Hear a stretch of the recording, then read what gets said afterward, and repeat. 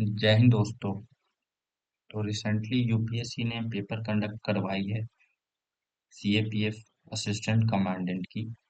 And आज हम उसके पीवाईक्यू का एनालिसिस देखेंगे विथ सोर्सेस कि क्वेश्चन कहाँ से आई है and how we can manage to solve these questions.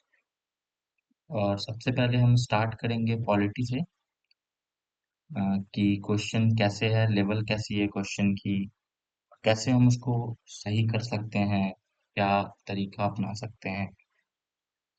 तो शुरू करते हैं हमारे पहले क्वेश्चन से, पॉलिटी के विथ सोर्सेस।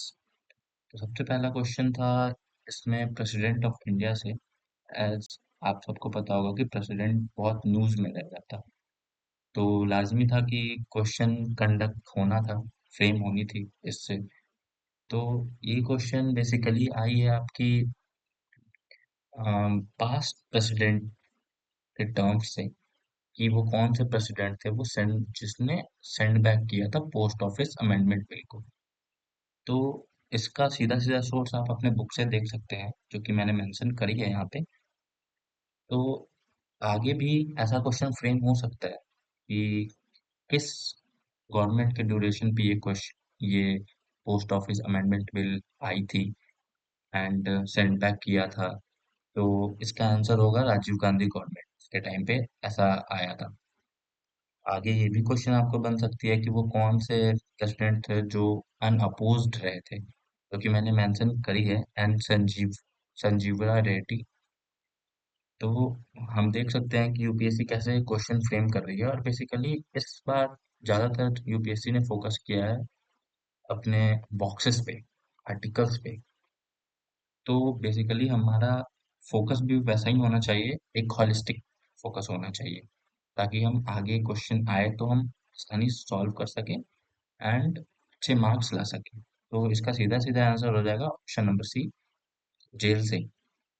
आई होप कि आप लोगों को ये पता समझ आ गया होगा अच्छे से कि कैसे क्वेश्चन फ्रेम हो रही है एंड कैसे हम क्वेश्चन को टैकल करेंगे। तो दूसरा क्वेश्चन हमारा आया था सिविल सर्विसेज की से।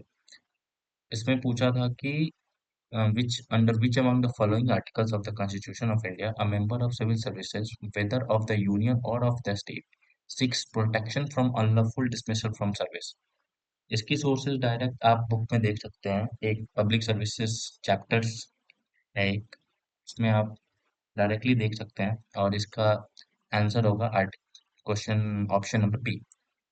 और मैंने यहाँ पे डिस्कस किया आपसे और भी दूसरे ऑप्शंस के बारे में। बेसिकली हमें सारा एक हॉलिस्टिक देखना चाहिए कि कैसे हम आगे क्वेश्चन को टैकल कर सके, सॉल्व कर सके, क्योंकि यूपीएससी भाई अनप्रिडिक्टेबल है एंड वो क्या कर रही है अभी किसी को कोई उसका अंदाजा नहीं लगा सकता। तो हम देखेंगे, जैसे कि आर्टिकल 311 में कॉन्स्टिट्यूशन ऑफ इंडिया में provide protection to civil servant from unlawful dismissal from services. तो ये आपको क्लियर हो गया कि इसका ऑप्शन नंबर बी आंसर होगा। वैसे हम आर्टिकल 309 भी पढ़ लेंगे, जो कि डील करता है appointment and condition of service of public servant, same as article 315 जो कि establishment of public services, and also article 320 जो कि functions of public service commission के बारे में हमें बताता है। तो यूपीएससी ने बहुत तरीके से ये क्वेश्चन फ्रेम किया है, और बहुत इजीली आप ये क्वेश्चन सॉल्व कर सकते हैं। इसमें ज़्यादा डिफिकल्टीज आई नहीं होगी बच्चों को, जिन्होंने अच्छे से पढ़ा है। और मैंने मेंशन भी करा है, और भी जैसे आर्टिकल्स की टेबल मैंने मेंशन कर दी है, तो आप इसको देख सकते हैं। और कौन सा आर्टिकल रिपील हुआ, कब हुआ, तो यूपीएससी ये भी पूछ सकती है। तो मैंने यहाँ पे मेंशन करा है, आप पढ़ सकते हैं बहुत इजीली तरीके से कि कहाँ से सोर्सेस हैं एंड कैसे हम उसको मैनेज करेंगे सॉल्व करने में। सेम एज एक क्वेश्चन आई थी हमारी फंडामेंटल राइट्स के रिगार्डिंग। ये क्वेश्चन थोड़ी सी डिफिकल्ट थी, थोड़ा एनालिटिकल था, तो इसमें कंफ्यूजन भी बहुत क्रिएट हुए। बहुत सारे कोचिंग्स बोल रहे थे ये आंसर है वो आंसर है, बट मैंने फाइनली जो आंसर इसके निकाले हैं उस हिसाब से इसके answer all of the above होंगे। और एग्जैक्ट सोर्स इसकी तो मिल नहीं पाई मुझे, अगर मिलती है आगे तो मैं आपको बता दूंगा। एंड डिस्कस कर लूंगा। और फिर अगले क्वेश्चन पे हम चलते हैं, जिसमें कि अभी रिसेंट न्यूज़ में हमारी चल रही थी schedule caste, schedule tribes and बहुत सारे ट्राइबल्स पे स्कीम्स भी आई है। तो यूपीएससी ने ये फ्रेम कर दिया ये क्वेश्चन कि under which one of the following article of the Constitution of India seat are reserved for the scheduled caste and scheduled tribe? And ये बहुत नॉर्मल क्वेश्चन है। आप जब पढ़ते होंगे म्यूनिसिपैलिटीज चैप्टर, तो इसमें आप बहुत आसानी से देख सकते हैं कि क्या इसकी आंसर रही होगी। तो इसका सीधा सीधा आंसर ऑप्शन नंबर सी होगा, आर्टिकल 243 थी टी। Sorry guys. एंड बाकी के भी आर्टिकल्स आप देख सकते हैं, क्योंकि हमें पूरी फोकस रह के पढ़नी होगी कि हम कैसे पढ़े, क्या करें कि हमारा क्वेश्चन सॉल्व हो। और पहले भी हमारा बहुत क्वेश्चन आ चुका है इस तौर पे, तो ये भी क्वेश्चन बहुत इजीली था।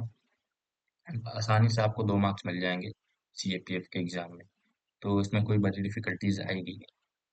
तो सेम एज क्वेश्चन नंबर 4 देखते हैं हम। नंबरिंग थोड़ी डिफरेंट होगी क्वेश्चन की, क्योंकि सब सेट्स अलग हैं सब कुछ के। तो हम चौथा क्वेश्चन देखते हैं, जो कि पॉलिटी से पूछी गई थी। इसमें पूछा गया था, the abolition of official secret act 1923 was recommended by second administrative reform commission.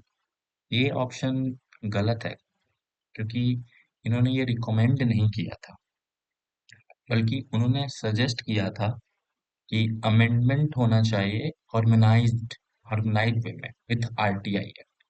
और दूसरा ऑप्शन तो बहुत इजी है कि right to information act was enacted in 2005। तो हाँ, ये सही है ऑप्शन। तो इसका सीधा सीधा आंसर 1 तो गलत हो गई, तो हम 2 ले लेंगे, क्योंकि 2 सही है हमारी। तो option number B is the correct answer for this. तो यूपीएससी ने इस बार का क्वेश्चन बनाया था, बहुत इजीली बना था, बहुत आसानी से आप पॉलिटी में स्कोर कर सकते थे। एंड एक क्वेश्चन 2 क्वेश्चन आप बोल सकते हो थोड़ी डिफिकल्टीज आई होगी, जैसे ये फंडामेंटल राइट्स वाले चैप्टर में। और उसके उससे जो क्वेश्चन फ्रेम की थी थोड़ी एनालिटिकल थी, तो इसको भी एनालाइज करके आप कर सकते हो एंड वापस से देख सकते हो, क्योंकि ये बहुत जगह से लिंक किया गया है हमारा। तो लिंक करना जरूरी है अभी, जैसे क्वेश्चन फ्रेम हो रही है हमारी, उस हिसाब से। तो थैंक यू गाइस, आगे भी हम ऐसे ही आपको पीवाई क्यू एनालाइज करते रहें। Thank you.